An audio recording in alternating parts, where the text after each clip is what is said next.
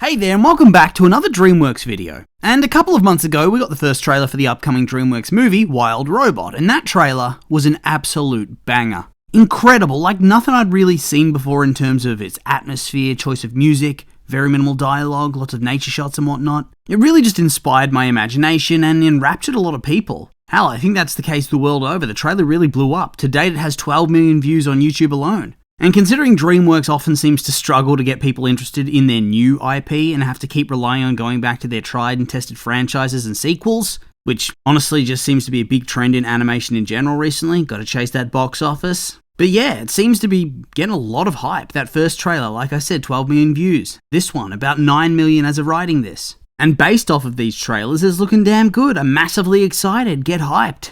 But yeah, as I said, this brings us to the more recent trailer. And at first I was in two minds about it. There's a lot of cool stuff here, don't get me wrong, and I'm very excited to go and see the film in September, but I did think this trailer sort of felt very different from the first one. The first trailer was largely devoid of dialogue and the trappings of that futuristic society. It was more just naturalistic and atmospheric. This one, not as much. It was a more general trailer that seems to lay out the plot. Has voice acting and whatnot, introduces the characters, and that's fine. It's necessary, I get it, but I just couldn't help but be a little bit disappointed overall. I just wanted more of that first trailer, you know? It just had this aura, this vibe about it that I don't think you can really replicate. At the same time though, I can acknowledge that this trailer itself is very good, and the film itself looks primed to be really, really good. And so with all that being said, let's jump into it. Okay, so the trailer opens up on the cityscape of what seems to be a utopian, futuristic society. You know the type. Green, lush grass, beautiful sleek buildings, no smog, no smoke.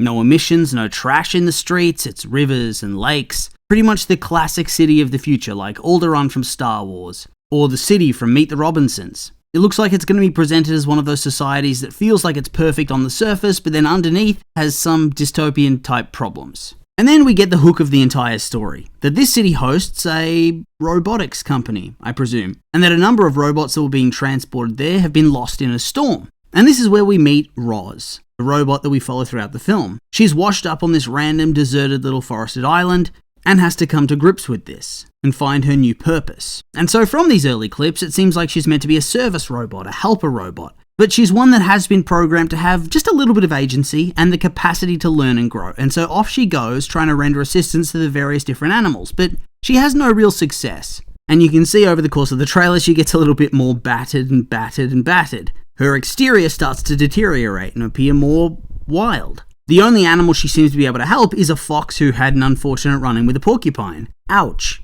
But otherwise, she's simply rebuffed or fails over and over again.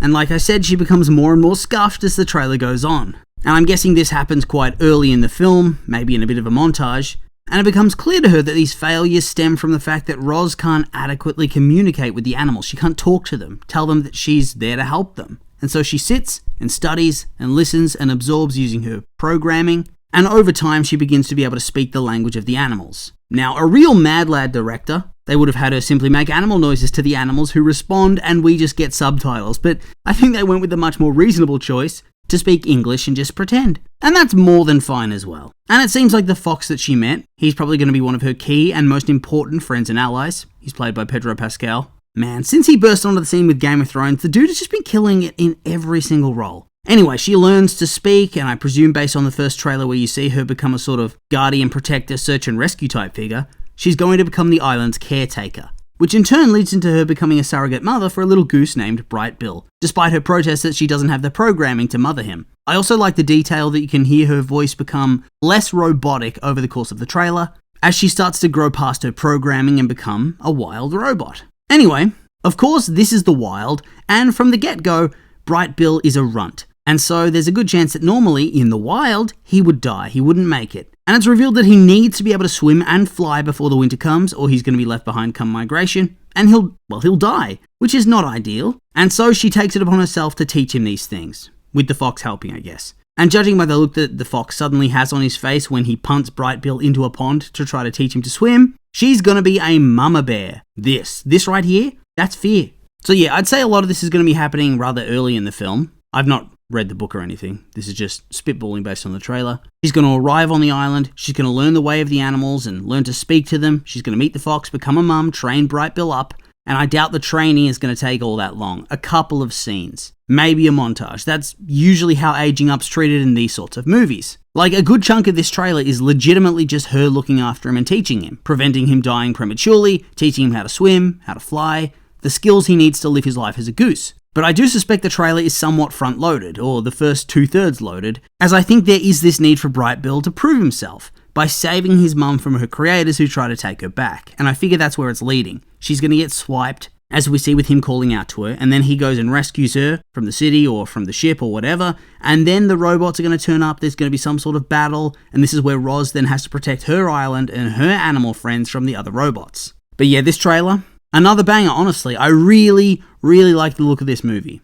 I've never read the book, although from what I understand it's very popular, and this movie just looks like a breath of fresh air. Really different from a lot of the stuff that DreamWorks has done before. The animation style is so gorgeous. I'm so excited. And on top of that, I'm pretty sure it's their last film made completely in-house, so it's well and truly the end of an era. And what a way to bring it to a close with a film that looks like it could be set to challenge the Iron Giant as my favourite robot with a heart film. Or WALL-E as well. Oh, and Big Hero 6.